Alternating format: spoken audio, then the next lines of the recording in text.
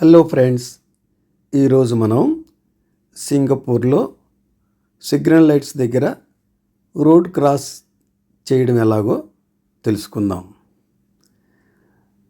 Signal lights మామూలుగా వెహికల్స్కి traffic lights ఉంటాయి కదా, అవి కాకుండా రోడ్డు దాటడానికి కూడా సిగ్నల్స్ ఉంటాయి. అక్కడ ఇలా బటన్ ఉంటుంది. ఆ బటన్ నొక్కితే 40 సెకండ్ల నుంచి 1 నిమిషం వరకు ట్రాఫిక్ ఆగుతుంది. అప్పుడు మనం రోడ్ క్రాస్ చేసి వెళ్ళచ్చు. కానీ ఇక్కడ ఒక ప్రత్యేకమైన సదుపాయం ఉంది.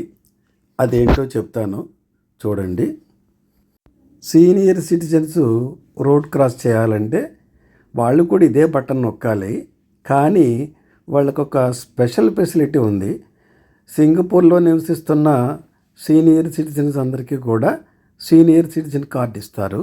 ఆ కార్డు అక్కడ ట్యాప్ చేస్తే ఈ ట్రాఫిక్ లైటు రోడ్ క్రాస్ చేయడానికి ఇంకా ఎక్కువసేపు ఉంటుందన్నమాట.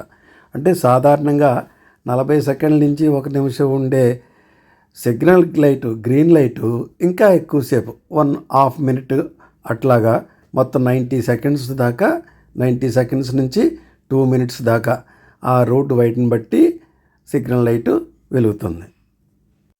ఈ విధంగా సింగపూర్లోని సీనియర్ సిటిజన్స్ రోడ్ క్రాస్ చేయడానికి ఒక ప్రత్యేకమైన సదుపాయం ఉందన్నమాట.